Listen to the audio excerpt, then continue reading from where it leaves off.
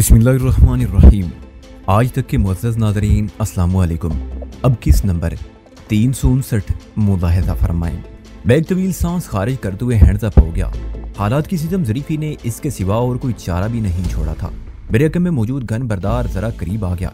फिर उसने मुझे राइफल के निशाने पर रखते हुए जामा तलाशी ली। उसका अंदाज बड़ा सरसरी और थपथपाने वाला था। मैं समझ गया उसे किसी मोलक हथियार की तलाश थी। मेरे लिबास में ऐसी कोई शय मौजूद ना थी। चुनाचे अपनी तसल्ली करने के बाद उसने दोबारा मुझे हुक्म दिया, घूम जाओ। मैं किसी मदारी का बच्चा जमूरा नहीं था जो उसके ऐसे बेहुदा अहकाम की तामील करता। मैं तो वहाँ डिगी डिगी बजाने आया था जिसकी मखसूस आवाज पर इन सब को नाचना था। हाथ हवा में बुलंद रखते हुए मैं चश्मे जदन में घूमा, लेकिन इससे पहले मेरी व्हील किक चली। फजा में शाई की आवाज पैदा हुई और मेरे पाँव की तूफानी ज़रब ने गन बरदार की कनपट्टी पर दस्तक दी। टांग के लपेटे में उसके हाथ आ गए, लिहाजा गन उसकी ग्रिप से निकलकर बरामदे के पुख्ता फर्श पर गिरी। वो एक गैर मुतवक्के आफत की जद में आ गया था।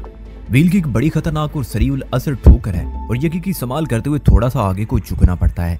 इससे हमलावर को यह फायदा पहुंचता है कि अगर व्हील किक निशाने पर ना भी लगे तो उसकी बॉडी मद्दे मुकाबिल के अटैक से महफूज रहती है। मेरी व्हील किक अपने जायज मुकाम पर लगी। मुझे धमकी देने वाला सर को थाम कर पीछे उलट गया। गन उसके करीब ही गिरी और ये बात वो भी जानता था। अपनी तकलीफ की परवाह किए बगैर उसने गन उठाने के लिए जमीन पर पड़े पड़े एक हाथ आगे बढ़ाया। मैं इस मरले पर चौंकने वाला कहाँ था। मैंने फजा में एक नीची जंप लगाई और प्रेशर किक के अंदाज में अपना पाँव उसके हाथ पर मारा। उसके हल्क से बड़ी दर्दनाक चीख बरामद हुई। उसका हाथ गन और मेरे पाँव के बीच आ गया। वो अपने घायल हाथ को थाम कर जमीन पर लोट पोट होने लगा। मैंने झुककर कलाशनकोफ उठाई। उसी लम्हे जो भी दरवाजा खुला और वहां से दो अट्टे कट्टे अफराद नमूदार हुए। उनके हाथ खाली थे। वो अपने साथी की चीख सुनकर अफरा तफरी में उसकी खैरियत मालूम करने आ गए थे। मेरे पास तैयार कलाशनकोफ देखी तो उनके चेहरे धुआं हो गए। फिर वो हड़बड़ाकर उल्टे कदमों अंदर घुस गए। मैं अंदरूनी हिस्से में कदम रखने से पहले बरामदे के फर्श पर मौजूद तकलीफ में मुबतला शख्स की मुश्किल आसान की। ये डॉक्टरों का आजमूदा कार नुस्खा है। वो किसी भी मरीज को शदीद तकलीफ से निजात दिलाने के लिए नींद का इंजेक्शन देते हैं। मैंने भी उस शख्स को गहरी बेहोशी में पहुंचा दिया। मकसद एक ही था, बस अपने अपने तरीका कार की बात है। मुझे मुसल्ला देखकर पलटने वाले अब तक निहत्ते नहीं होंगे। उन्होंने यकीनन अंदर पहुंचते ही अपने हथियार संभाल लिए होंगे, लिहाजा मुझे ज्यादा एहतियात की जरूरत थी। मैं अगले कदम के बारे में सोच रहा था कि बंगले के अंदरूनी हिस्से में पटक की आवाजें उभरी। मैं समझ गया सदफ ने कार्रवाई शुरू कर दी थी। वो शेर की बच्ची इसी तरह एंट्री देती थी। मैं बंगले के साइड लेते हुए पहलू में आ गया। इस तरफ मैंने एक रोशन खिड़की देखी। सामने की बजाय उस जानिब से अंदर दाखिल होना ज्यादा मुनासिब था। मैं खिड़की का जायजा लिया। वो बंद थी और उसमें नस्ब शीशे अंदर रोशनी का पता देते थे। मैंने सबसे ऊपर वाले शीशे पर राइफल का बट मारा और रेंग कर एक तरफ निकल गया। छनाके की तेज आवाज के साथ शीशा टूटा और उसकी किरचियां दूर तक फैल गई। मैंने एक लम्हा दीवार के साथ खड़े रहकर इंतजार किया। जब खिड़की में कोई सरगर्मी नजर न आई तो मैं समझ गया इस कमरे में कोई मौजूद नहीं था। शुक्र था अभी तक बंगले के अंदर किसी फायर की आवाज नहीं गूंजी थी। मैं आगे बढ़ा और टूटे हुए शीशे में से हाथ गुजार कर खिड़की खोल दी। अगले लम्हे में खिड़की खोलकर कमरे में दाखिल हो चुका था। वो कमरा मेरी तवक्को के मुताबिक खाली था और उसका दरवाजा नींवा था। उसी लम्हे दरवाजे के बाहर मुझे कदमों की चाप सुनाई दी। मैं लपक कर नींवा दरवाजे के पीछे पहुंच गया। शायद कोई शीशे के टूटने का सबब जानने इस तरफ आ निकला था।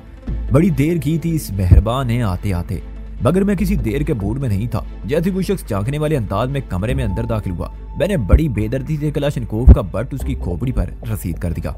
वो एक बेमानी सी आवाज निकालकर मुंह के बल फर्श पर गिरा। उसी लम्हे बाहर से किसी ने पुकार कर पूछा, अवैस क्या हुआ? ये आवाज कैसी थी? पता नहीं अवैस का साथी शीशे के अंदर टूटने की आवाज के बारे में इस्तफसार कर रहा था या उसके मुंह से खारिज होने वाली बेमानी सदा का पूछ रहा था। हर दो सूरत में अवैस नामी वो शख्स जवाब देने के काबिल नहीं रहा था। अब यकीनी था अवैस का साथी उसकी कैफियत मालूम करने ही इधर का रुख करता। मैं कलाशन को तान कर रेड अलर्ट हो गया। अवैस के खैर ख्वाह ने कमरे में दाखिल होने की कोशिश नहीं की क्योंकि अवैस अध खुले दरवाजे के सामने जमीन बोस नजर आ रहा था। इससे पहले कि बाहर मौजूद शख्स खौफ जदा होकर भाग खड़ा होता, मैं एक झटके से दरवाजा खोलकर उसके सामने आ गया। वो इन्हीं दो अफराद में से एक था जो थोड़ी देर पहले बरामदे वाले दरवाजे में नमूदार हुए थे। उस अनुमन शख्स के हाथ में मुझे रिवॉल्वर दिखाई दिया। मुझ पर निगाह पड़ती उसने रिवॉल्वर सीधा करना चाहा, लेकिन मैंने उसे मोहलत ना दी। मैं बड़ी तेजी से हवा में उछला और एक धुआंधार घुटना उसके सीने पर रसीद कर दिया। दूसरा घुटना उसके पेट के ज़ेरी हिस्से पर पड़ा। दाव के मुकाम पर बड़ी शदीद चोट आती है और तकलीफ नाकाबिले बर्दाश्त हो जाती है। वो किसी जख्मी सहराई ऊंट के मानिंद बिलबिलाया। मैंने उसी पर बस न किया और उसके चेहरे के मुख्तलिफ हिस्सों को निशाना बनाते हुए मुतअद्दिद खौफनाक पंच जड़ दिए। उसका चेहरा लहूलुहान हो गया। इन्ना गुफ्तबा लम्हात में उसे रिवॉल्वर चलाने का ख्याल कहाँ से आता? उसके लिए तो सांस लेना दो बर्ख हो रहा था। मैंने उसकी थोड़ी और खातरदारी की और उसे फर्श पर लंबा लिटा दिया। रिवॉल्वर को उठाकर मैंने पतलून की जेब में रखा और एक तवील राहदारी में दौड़ा गया। उस राहदारी का इख्तिताम एक कुशादा कमरे पर हुआ। वहां पर मैंने सद्दफ को 2 अफराद के साथ धुआंधार अंदाज में निबरदादमा देखा। एक लम्हे में मुझे अंदाजा हो गया उसे मेरी मदद की कतन कोई जरूरत ना थी। मैं मुतमईन होकर उसका फाइटिंग स्टाइल देखने लगा। ये इत्मीनान बड़ा अर्जी साबित हुआ और मैं मुंह के बल फर्श पर आ रहा। किसी ने बड़े खौफनाक अंदाज में मुझे अकब से धक्का दिया था। वो जो कोई भी था दबे कदमों मेरे करीब पहुंचा था और मेरी गफलत से फायदा उठाकर उसने मुझे जमीन बोस कर दिया था। मैंने उठने में एक लम्हे की ताखीर ना की, लेकिन इसी दौरान में वो गैंडा मुझे अपने पिस्टल के निशाने पर रख चुका था। मैंने पलक झपकने में उसे पहचान दिया। वो दरवाजे से पलटने वाला दूसरा शख्स था। मैंने कलाशिनकोव सीधी करना चाहिए तो वो गुर्राया, नो, गन को फेंक दो वरना बिला सोचे समझे खोपड़ी में सोराख कर दूंगा। मैंने उसकी हिदायत पर अमल करते हुए कलाशिनकोव दूर फेंक दिया। गन सद्दफ वाले कमरे के दरवाजे के पास जा गिरी। उसी वक्त पिस्तौल बरदार शख्स ने मुझे वार्निंग दी, कोई चालाकी दिखाने की कोशिश ना करना, अपने हाथ हवा में उठा दो। मैंने एक मरतबा फिर उसकी हिदायत को पूरा किया। हम एक दूसरे के रूबरू खड़े थे। हमारे दरमियान वो मुश्किल 5 फुट का फासला होगा। मेरा रुख सद्दफ की तरफ था, जबकि पिस्तौल बरदार शख्स की उस जानिब पुश थी। वो बड़ी चौकन्ना निगाह से मुझे देख रहा था। अचानक सद्दफ ने चीखते हुए अपने मद्दे मुकाबिल को फ्रंट फ्लाइंग किक मारी। किक्स तो वो पहले भी चला रही थी, लेकिन चीख ही पहली मर्तबा थी। मेरी छठी इसने सेकंड के लाखवें हिस्से में मुझे खबर दी कि सद्दफ ने मुझे पिस्तौल के निशाने पर देख लिया है और मुझे चांस देने के लिए उसने ख्वाह मुख्वाह खल का इस्तेमाल किया है। मुझे फौरन इस मौके से फायदा उठाना था।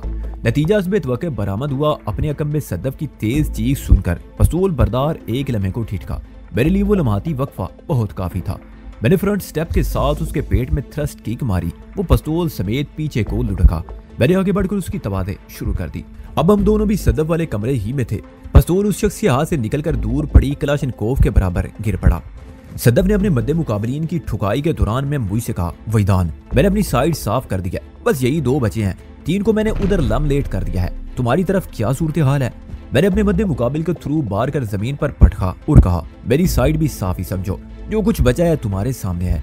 इन लोगों को जल्द अज जल्द बेकार करके हमें बंगले की तलाशी लेना चाहिए। सद्दफ ने ब्लॉकिंग करते हुए कहा, अभी तक जिन कमरों से गुजरी हूँ वहां साइल मुझे दिखाई नहीं दी, वो मुझे भी कहीं नजर नहीं आई, मैंने भर्राई हुई आवाज में कहा। उसी वक्त सद्दफ से पिटने वाले एक शख्स ने मौका पाकर राहदारी में दौड़ लगा दी। ये सद्दफ के हिस्से वाली राहदारी थी। वो इस मफरूर शख्स के पीछे लपकी, बड़ी सूरत से बोली, वहीदान, तुम इन्हें संभालो, मैं उस पगोड़े को मजा छिका कर आती हूँ। वो दोनों मेरे लिए कोई खास अहमियत नहीं रखते थे। मैंने उनका फुलका उड़ा दिया। एक बात का मुझे अंदाजा हो गया कि इन 3 अफराद के सिवा हमारी राह में रुकावट डालने वाला और कोई शख्स बंगले में बाकी नहीं बचा था। वो साहिल और मेरे दरमियान खायल तमाम रुकावटें उठ गई थी। इस ख्याल ने मुझे सरतापा मसरूर कर दिया। मैंने हाथ पांव की नपी जची खतरनाक जरबात से अपने मुकाबिल दोनों अफराद को जमीन चाटने पर मजबूर कर दिया। जब मुझे यकीन हो गया कि अब वो जमीन से उठकर हमारे काम में मुदाखलत नहीं करेंगे, तो मैं उन पर लानत भेजकर उस समत बढ़ गया जिधर सद्दफ गई थी। मैं 1-2 राहदारियों में चकराया और फिर उसी कमरे में आ गया जहां से चला था। वो बंगला अजीबो गरीब तर्ज तामीर का हामिल था। एक लम्हे के लिए मुझे एहसास हुआ जैसे मैं भूल भुलैयों में आ निकला हूँ। आमतौर पर रिहाइशगाहें इस अंदाज में तामीर नहीं की जाती। अगर साहिल को इस बंगले में रखा गया था तो इसकी अहमियत भी थी। एक मुताद अंदाजे के मुताबिक सिर्फ वही शख्स बाकी बचा था जिसके ताकुब में सद्दफ गई थी। मज़कूरा शख्स निहत्ता था। अगर वो काबू आ जाता तो उससे साहिल के बारे में मालूमात हासिल हो सकती थी। मैंने अपने तय तमाम मुमकिन कमरों में झांक लिया, लेकिन साहिल का कोई सुराग हाथ ना आया। मैं इस वक्त एक मशीन बना हुआ था। एक राहदारी से गुजरते हुए मुझे सद्दफ नजर आ गई। उसने मज़कूरा शख्स को जमीन पर गिरा रखा था और उसके सीने पर पांव रखे कुछ पूछने की कोशिश कर रही थी। मैं लपक कर उसके करीब पहुंच गया। जमीन पर गिरे हुए शख्स की हालत खासी उबतर दिखाई देती थी। सद्दफ ने ईजानी लहजे में कहा, वहीदान, किसी तरह इसकी जबान खुलवाओ वरना हम साहिल तक नहीं पहुंच सकेंगे। मैंने नीचे झुककर उस शख्स का जायजा लिया। वो वाकई आखिरी दमों पर था। मैंने मारपीट की बजाय उसे ऐसी जिस्मानी अजियत पहुंचाई कि तकलीफ की शिद्दत से उसका बुझता हुआ दिमाग चंद लम्हात के लिए रोशन हो गया। मैंने गिनती की लम्हात का बड़ा भरपूर इस्तेमाल किया और उससे इस बंगले के एक कमरे के बारे में पूछने में कामयाब हो गया। वो हम कमरा जिसमें मेरी साहिल को कैद किया गया था, मेरा वजूद इस वक्त सनसनी की आमाज का बना हुआ था। वो शख्स जिंदगी की कैद से आजाद हुआ तो हम दोनों ने मानी खेज नजरों से एक दूसरे को देखा। फिर हमारे कदम उस मखसूस दरवाजे की तरफ उठ गए जिसे खोलने का तरीकाकार हमें मालूम हो चुका था। वो दरवाजा उसी राहदारी में वाक़ था जिधर मैंने पिस्तौल बरदार की दुर्गत बनाई थी, लेकिन उस दरवाजे की वजह कते आम दरवाजों जैसी नहीं थी।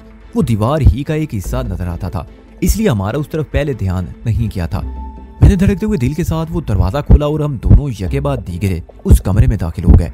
उसी वक्त हमें हैरत के शदीद झटके से दो चार होना पड़ा। हमारे कमरे में कदम रखती दरवाजा खुद कार अंदाज में खटाक से बंद हो गया। हम दोनों ने आंखें फैलाकर उस कमरे की हैरत अफरीनी को अपनी बसारत में उतारा। वो चिकने फर्श वाला एक खाली कमरा था जिसकी दीवारों और छत में मुख्तलिफ आईने नस्ब थे। इस कमरे के दरो दीवार में खम ही खम नजर आ रहे थे। ऐसा एक सीन मैंने ब्रूस ली की फिल्म इंटर दी ड्रैगन में देखा था। यह आईना कमरा भी उसी कमरे जैसा था। ब्रूस ली को शिकार करने के लिए फिल्म के विलन ने वो कमरा तैयार करवाया था। उसी लम्हे बर्फ की रफ्तार से एक सनसनीखेज ख्याल मेरे ज़हन में उभरा, क्या हमें भी शिकार कर लिया गया है?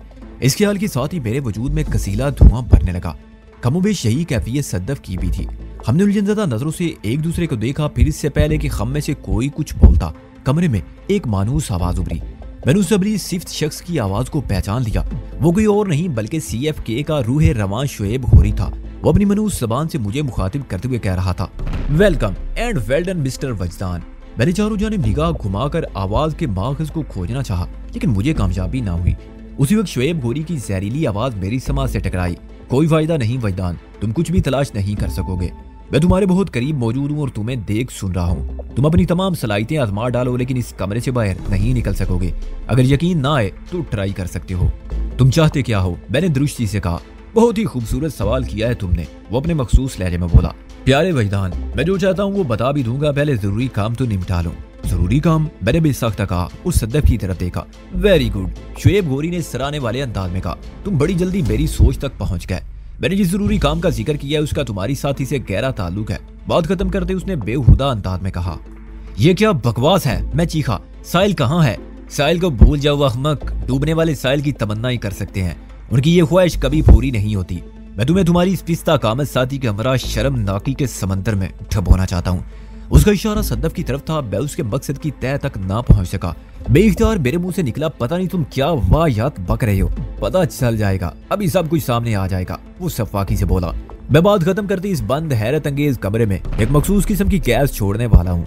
वो गैस तुम्हारी सांसों के साथ फेफड़ों में उतरेगी। तुम दोनों नीम गुनूदगी के आलम में पहुंच जाओगे। तुम्हारे जज्बात में तूफान उठेंगे, मुंह जोर और बेलगाम तूफान। तुम्हारे ज़हनों से हर ताल्लुक, हर रिश्ता मिट जाएगा।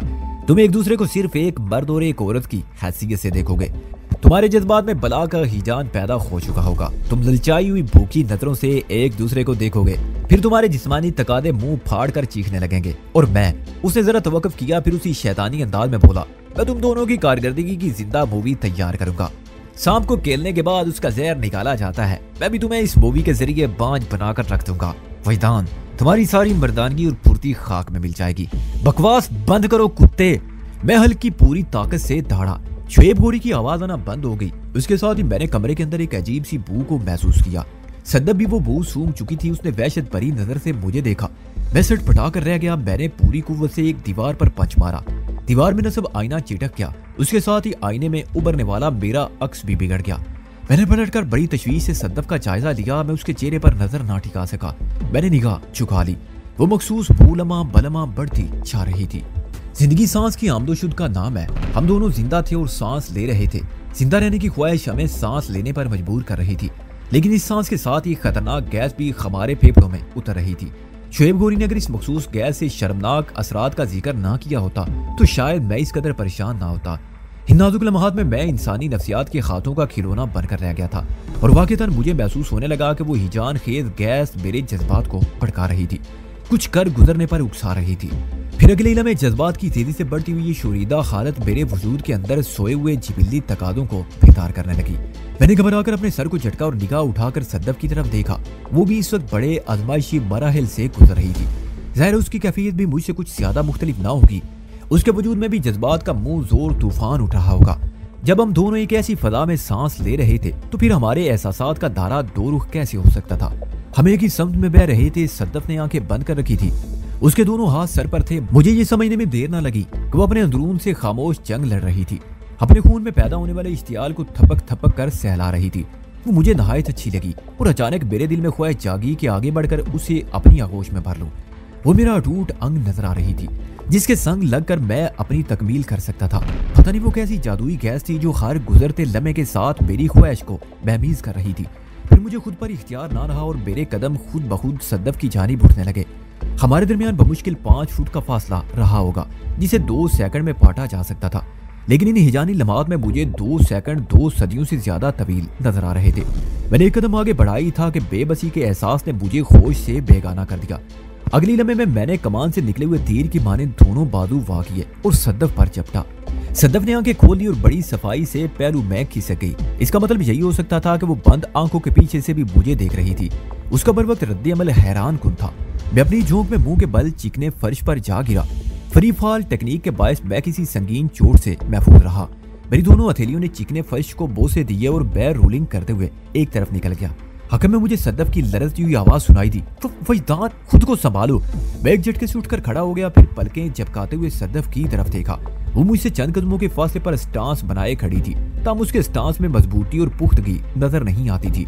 मैंने अपनी सी कोशिश करके उसकी आंखों में झांका। सद्दफ की आंखें सुर्ख हो रही थीं। खुमार आलूद आंखों में बड़ी मानी खेज चमक देकर मैं तशवीश में मुब्तला हो गया। इस शैतानी गैस ने सद्दफ को बुरी तरह मुतासर किया था।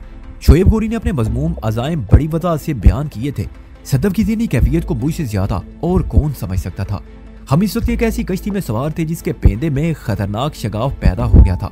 अगर हमें खुद जिल्लत के समंदर से डूबने से बचाना था तो फिर इस फितना परवर गैस के असरात से निकलना था, चाहे उसके लिए हमें कुछ भी करना पड़ता। फिर मेरा दिमाग एक फैसले पर पहुंच गया।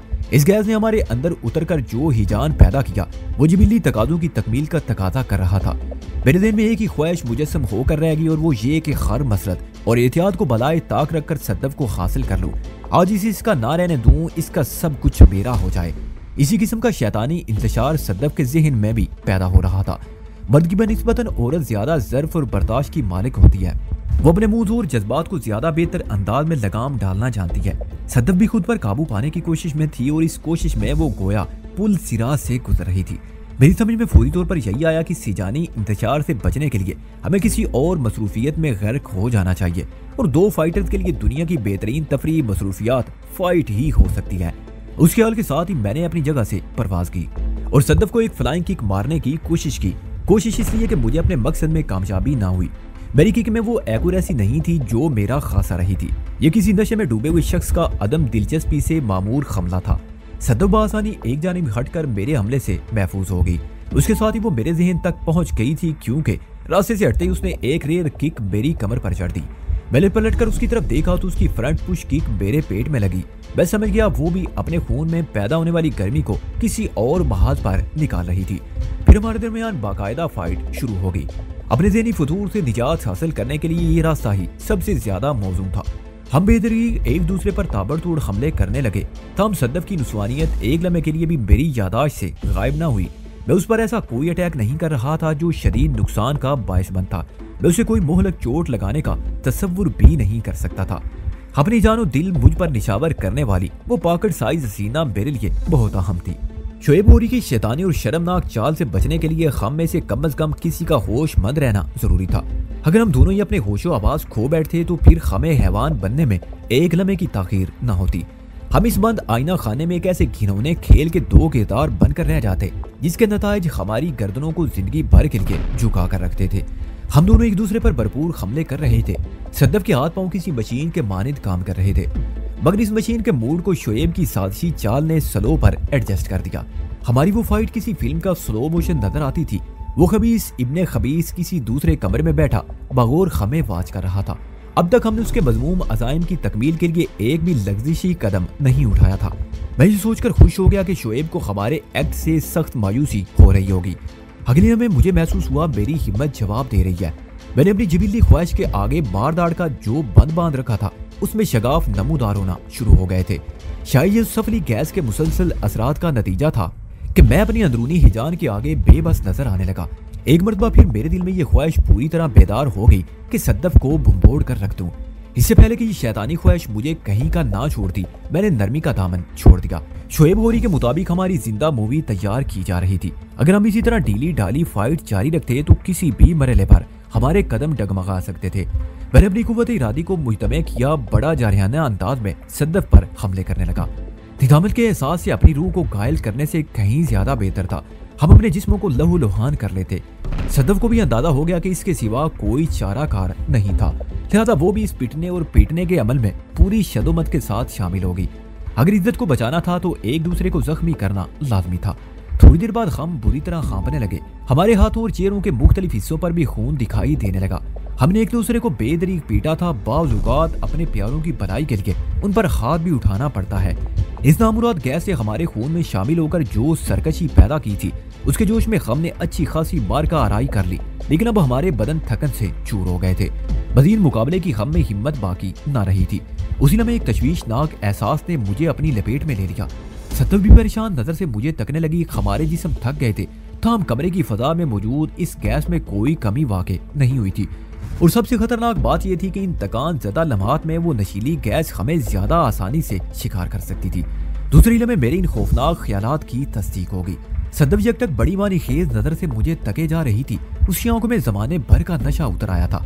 एक लम्हे के लिए मुझे यूं महसूस हुआ कि अगर मैं उसके सामने से ना हटा तो वो भूखी शेरनी की मानद मुझ पर झपट पड़ेगी। मैंने जरा देने के बारे में सोचा, लेकिन मेरी ये सोच ही रही, अमल की सूरत इख्तियार ना कर सकी, क्योंकि उस वक्त जिस अमल के बारे में बड़ी संजीदगी से सोच रहा था वो किसी भी हिफाजती रद्द-ए-अमल की इजाजत नहीं देता था। इस मनूस गैस के बद असरात ने हमें हैवानियत के दायरे में धकेल दिया था। मैंने सर झटक कर उन शर्मनाक ख्यालात को अपने ज़हन से भगाने की कोशिश की, लेकिन मेरी ये कोशिश बेसुध रही। इस वक्त जबीली तकादे खल्क के बल चिंगाड़ रहे थे। बेबसी के एहसास को फरामोश करके मैं सद्दफ पर झपट पड़ा। वो बड़ी मानी खेज मुदाफित पेश करने लगी। हिजान खेज गैस ने उसके जज्बात को भी बरांगीख्ता कर रखा था। इस मानी खेज मुदाफत में बड़ा जारहानापन था। लगता था वो मुदाफित ना हो बल्कि एक किस्म की जालिमाना खुद सपुर्दगी हो। हम हैरत अफरी कमरे के चिकने फर्श पर एक दूसरे से गुथम गुथा थे और दो वैशी जानवरों की तरह बुम्बोड़ कर एक दूसरे को चित करने की कोशिश कर रहे थे। हमारे देन से शराफत और इंसानियत उठ गई थी, जिसकी जगह वहशत और दरिंदगी ने ले ली थी। अगर हम अपने हवास में होते तो अपने इस एक्ट पर शर्म से पानी पानी हो जाते। इस बैरन गैस ने हमें फल्क से तोड़कर जिल्लत में ला पटका था। फरदानगी और दीवानगी को सो दूर थी। इस वक्त हम अपने जज्बात के गुलाम दो हैवान थे जो एक दूसरे को नोचने की कोशिश कर रहे थे, और इस कोशिश में हमारे लिबास तार तार हो रहे थे। इस वहशत में बड़ी बेगानगी और खुद गर्दी पाई जाती थी। अचानक मेरे दिमाग को एक झटका लगा। मुझे यूं महसूस हुआ जैसे किसी कुव्वत ने पीछे खींच लिया हो, मुझे तबाही और बर्बादी से बचा लिया हो। इस दिमागी झटके के साथ ही ज़हन में तेज रोशनी का एक जमाका भी हुआ था। मेरा अंदरून मुनव्वर होकर रह गया। मैंने एक झटके से सद्दफ को पीछे धकेला और आंखें बंद कर ली। ये सब कुछ जिस कुव्वत के जेर असर हुआ था वो बिलाशुबा इस फितना अंगेज गैस से ज्यादा फाल थी। जब तो मैं शर्मनाकी के गड्ढे में गिरते गिरते बचा था। जिस तरह डूबने वाले को तिनके का सहारा भी काफी होता है, बिल्कुल उसी तरह बहकने वाले को संभलने के लिए एक इशारा बहुत होता है। मैंने एक लम्हा जाया किए बगैर संभलने के इस मौके से फायदा उठाया और कमरे के चिकने फर्श पर बेदम आसन जमा कर बैठ गया। सद्दो मेरा धक्का खाकर दूर तक लुढ़कती चली गई। फिर वो इस वक्त मुझे एक दीवार के करीब नजर आ रही थी और वो हैरत भरी नजर से मुझे देख रही थी। हम जिस निजामत के समंदर में गर्क होने जा रहे थे उसके पेश नजर मेरे रवैये ने सद्दफ को उलझा दिया था। हम जिस अमल से गुजरने वाले थे उसमें हम दोनों की जिबिल्ली ख्वाहिशात शामिल थी, चाहे वो किसी जालिम गैस के तफैल ही थी। मैंने सद्दफ को हैरान और परेशान छोड़ा और आंखें बंद कर ली। बंद आंखों के पीछे रोशनी का एक और जमाका हुआ और मेरी बातनी आंख आग के गोले पर टिक गई। वो गोला रोशनी और हरारत का सूरज था। गोया में अंदरूनी आंख से शम्स बीनी कर रहा था। फिर बंद आंखों के अकम में खुला हुआ मंजर तुलू होने लगा। तसव्वुर और तखय्युल कंधे से कंधा मिलाकर बादी गरी में मसरूफ हो गए थे। मैंने खुद को पहाड़ की एक चोटी पर बैठते पाया। मेरी निगाह के सामने एक दूसरे पहाड़ के ऊपर वो गोला मौजूद था जिस पर मेरी नजर जमी हुई थी। मैंने अपने एहसासात की कुव्वत से उस मंजिल को पहचान लिया। वो शाओलिन टेम्पल का बैरूनी इलाका था। फिर मुझे याद आने लगा अपनी तरबियत के दौरान में मैं उस पहाड़ी पर बैठकर शम्स बीनी किया करता था। मेरे दादा उस्ताद मास्टर हैंग पाई ची की बेदारी के लिए मुझे उसी पहाड़ पर ले आते। मखसूस मशकों के इख्तिताम पर वो मुझे शम्स बीनी का दर्स देते। मास्टर के मुताबिक उभरते हुए सूरज को देखना बहुत मुफीद था। इर्तिकाद तवज्जो के लिए ये एक उम्दा मशक है। इन लम्हात में मुझे इर्तिकाद की अशद जरूरत थी। अगर मैं अपने ध्यान को एक नुक्ते पर मरकूज करने में कामयाब हो जाता तो वो शरंगेज मेरा कुछ बिगाड़ ना सकती। मेरा कुछ बिगाड़ने का मतलब था हम दोनों का एक बाल भी बांका नहीं कर सकती थी। हम दोनों में से कोई एक भी संभल जाता तो शोएब गोरी की वो मज़मूम साजिश नाकाम हो जाती। और मेरा ख्याल है मैं पूरी तरह समझ चुका था। मेरे तसव्वुर की निगाह सूरज पर जमी हुई थी और मैं अपने ज़हन से कुछ इस किस्म के ख्यालात को गुजार रहा था। ये सूरज बहुत मेहरबान है, ये मेरा हमदर्द दोस्त है, एक मुखलस दोस्त, ये मेरी खैर ख्वाही का ख्वाहिशमंद है। इसे ये गवारा नहीं कि मैं अपनी ही नजरों में गिर जाऊं। ये वफा पेशा मुझे फख्र से सर उठाकर जीते हुए देखना चाहता है, इसलिए ये मेरे तसव्वुर में उजागर हुआ है। सच्चे दोस्त मुश्किल वक्त में इसी तरह मदद को आया करते हैं। मैंने महसूस किया मेरे अंदर फैली हुई सेजानी कैफियत की शिद्दत में कमी वाक़ई होना शुरू हो गई। सद्दफ की तरफ से किसी किस्म की मुदाखलत सामने नहीं आई। उसका यही मतलब था वो भी अपने भड़के हुए जज्बात को सर्द करने के लिए किसी बर्फजार में उतर गई थी। हो सकता है मेरी तरह उसे भी कुछ सूझ गया हो और वो भी इंतजार पर काबू पाने की किसी मशक में जुट गई हो। मैंने वापस अपना ध्यान सूरज की तरफ लगा दिया और ऑटो सुजेशन खुद तरकीबी की मदद से पेश आमदा हालात से निपटने लगा। रफ्ता रफ्ता मेरे खून का आतिश फिशान ठंडा होने लगा। जज्बात के भड़कीलेपन में कमी आई तो आसाब पुरसुकून होते चले गए। हैवानी जोश व खरोश मानिंद पड़ने लगा और मैं धीरे धीरे नॉर्मल होता चला गया। मैंने इन लम्हात में खुद को बहुत हल्का फुल्का महसूस किया। आहिस्ता इस कैफियत में इजाफा होने लगा। मैं तन मन से शांत हो गया। मेरा वजूद जमीन से उठने लगा। मुझे यूं महसूस हुआ जैसे मैं हवा में परवाज कर रहा हूँ। मेरे इर्द गिर्द बुलंद बाला पहाड़ सादा थे। मैं बादलों को पीछे छोड़ते हुए आगे बढ़ता चला जा रहा था। मेरा रुख सूरज की सम था, वो सूरज जिसकी मेहरबान किरणों ने आगे बढ़कर मुझे जिल्लत के अमीर गार में गिरने से बचा लिया था। मैं उस दोस्त की रोशनी की जानिब बढ़ता चला गया।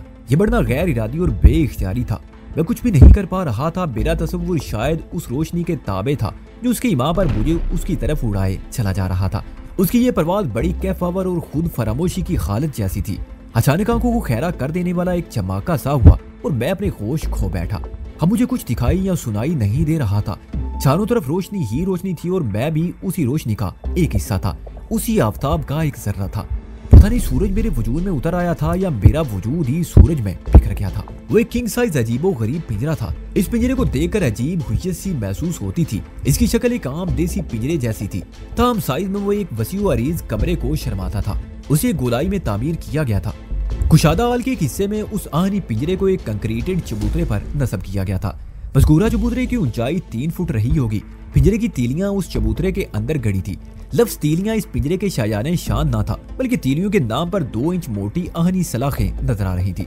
इस पिंजरे का कतर लगभग 20 फुट था और ऊंचाई किसी भी तौर 15 फुट से कम नहीं थी। तमाम मोटी आहनी सलाखें खास जाविये से ऊपर जाकर 15 फुट की बुलंदी पर आपस में मिल रही थी।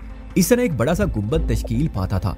हर 2 सलाखों के दरमियान बमुश्किल 5 इंच का फासला था। गोया सुय्यतनाक पिंजरे में मुकीम शख्स सलाखों के बीच से फरार होने की कोशिश नहीं कर सकता था। पिंजरे में आमदोरफ्त के लिए एक दरवाजा भी था जो 5 फुट ऊंचा और 3 फुट चौड़ा था। वो पिंजरा चूंकि जमीन से 3 फुट की बुलंदी पर था, इसलिए उसके अंदर पहुंचने के लिए 3 स्टेप की एक आहनी सीढ़ी भी दरवाजे के सामने मौजूद थी। मज़कूरा हैरत अंगेज पिंजरा जिस हाल में मौजूद था, उसके दूसरे हिस्से में भी एक नीम बैजवी चबूतरा था जिस पर 3 कुर्सियां पहलू बा पहलू रखी हुई थी। वो कुर्सियां नहायत ही कीमती और आली शान थी, लेकिन उनकी शान बढ़ाने के लिए इस वक्त कोई भी शख्स वहां बराजमान नजर नहीं आ रहा था। वो वसी और इस खाल कमोबेश 25 ज़रब 50 फुट पैमाइश का हामिल था और मैं उस आहनी पिंजरे के ऐन वस्त में लकड़ी के एक स्टूल पर बैठा हुआ था। मेरे जिस्म पर लिबास के नाम पर सिर्फ एक शार्ट निक्कर था जो किसी रेसलर की जांगिया से गहरी मुशाबत रखता था। मेरे दोनों हाथ पुष्ट पर आहनी जकड़ में थे और अभी थोड़ी देर पहले ही मुझे यहाँ पहुंचाया गया था। मुझे यहाँ तक लाने वाले मुसल्ला अफराज संगीन चेहरों वाले खामोश इंसान थे। उनकी आंखों से वहशत और सफाकी टपकती थी। मैं उनके बशरों के तासरात से अंदाजा लगा लिया कि अगर मैंने जरा सी जबान भी खोली तो वो मुझे जिंदगी से गुजारने में एक लम्हे की ताखीर नहीं करेंगे। मैंने निस्फ दर्जन मुसल्ला अफराद के नरगे में आंख खोली थी और अपने बदन में उसी इकलौते जांगिए को पाया था। पता नहीं मैं कितने घंटे होशो आवाज से बेगाना रहा था। मुझे तो सिर्फ इतना याद था कि सदफ से कुछ तम कुछ थी और छीना झपटी के दौरान में अचानक मेरा जहन रोशनी में नहा गया था। मैं शैतानी गैस के ज़रिए असर एक शर्मनाक खेल से बाज आ गया था। अपने ज़हन को भटकने से बचाने के लिए मैंने रोशनी के उस बाखर से आंखें चार कर ली थी। तखय्युल और तसव्वुर का ये खेल मालूम नहीं कहाँ जाकर खत्म हुआ था। वाकई में इस बारे में कुछ नहीं जानता था। मैंने होशो आवाज में लौटने के बाद खुद को आहनी गिरफ्त में पाया। मेरे और मेरे लिबास के साथ जो कुछ भी हुआ था वो मेरी बेखबरी में ही हुआ था और अब ये कायमी होशो आवाज जो कुछ होने वाला था इसके बारे में कबल अज़ वक्त कोई अंदाजा नहीं लगाया जा सकता था। गनबरदार अफराद ने मुझे इस पिंजरे में पहुंचाने के बाद पिंजरे को मुकफ्फल कर दिया। फिर वो खामोशी के साथ इस कुशादा हाल से निकल गए। इस हाल में आमदोशुद के सिर्फ 2 दरवाजे थे और वो 2 दरवाजे नीम बेजवी चबूतरे के दोनों पहलुओं में वाक़ थे। मेरा दिन इस वक्त बर्क रफ्तारी से सोच रहा था। उसके साथ ही मुझे हल्की सी भूख भी महसूस हुई। मैंने दोपहर में सदफ के घर लंच किया। उसके बाद बाकायदा खाना खाने की नौबत न आई थी। हम दोनों रात 10 बजे सफेद रंग के इस एक मंजिला बंगले में दाखिल हुए थे। इसके बाद के हालात एक फिल्म की मानिंद मेरे जहन की स्क्रीन से गुजर गए। फिर मेरा जहन सदफ पर स्टिल हो गया। हम दोनों एक साथ उस आईना खाने में बंद हुए थे। वहां पर जो गुजरी वो तो रही एक तरफ। तशवीशनाक बात यह थी कि अब मैं अकेला था। सदफ कहीं दिखाई नहीं दे रही थी। पता नहीं वो कहाँ रही होगी, उसके साथ कैसा बर्ताव किया गया होगा। फिर सदफ के बारे में सोच ही रहा था कि हाल के दोनों दरवाजों में से एक खुल गया। खुले हुए दरवाजे में मुझे खबीसुल खबीस शैतान इब्ने शैतान शोएब गोरी नजर आया। उसके पीछे 2 मुसल्ला गार्ड थे। शोएब गोरी ने हमेशा की तरह बेदाग कीमती सूट पहन रखा था। मुझसे निगाहें मिली तो वो बड़े मानी खेज अंदाज में मुस्कुराया। फिर खामोशी से नीम बेदवी चबूतरे की तरफ बढ़ गया। दोनों गार्ड उसे कमरे में पहुंचाकर वापस चले गए और वो दरवाजा एक मर्तबा फिर बंद हो गया। शोएब का तने तनहा इस वसी और अरीज खाल में मौजूद रहना उसकी बेपना कुव्वत एतमादी को जाहिर करता था। शोएब चबूतरे पर रखी 3 आलीशान कुर्सियों में से एक दरमियानी पर बैठ चुका तो बड़ी दिलचस्पी से मुझे तकने लगा। उसने मल्टी कोटेड ग्लासेस वाला नहायत ही बेश कीमत चश्मा लगा रखा था। इस चश्मे के फ्रेम की मालियत कम अज कम इतनी थी कि इस रकम से एक मुतवस कराने का 2 माह का राशन खरीदा जा सकता था। इस हाल में रोशनी का मुनासिब इंतजाम था, बल्कि जरूरत से ज्यादा ही चकाचौंध थी। यूं महसूस होता था जैसे वहाँ कोई शोबिज फंक्शन होने वाला हो। शोएब के देखने के जवाब में मैं भी उसे नापसंदीदा नजर से घूरने लगा। उसी लम्हे खाल में शोएब की बारी बरकम आवाज गूंजी, मूसा तुम्हारी सेहत के लिए अच्छा नहीं वहीदान, खुद को कंट्रोल में रखो। सद्दफ कहाँ है? मैंने जारियाना अंदाज में इस्तफसार किया। मैंने कहा ना, जज्बात पर काबू पाने की कोशिश करो।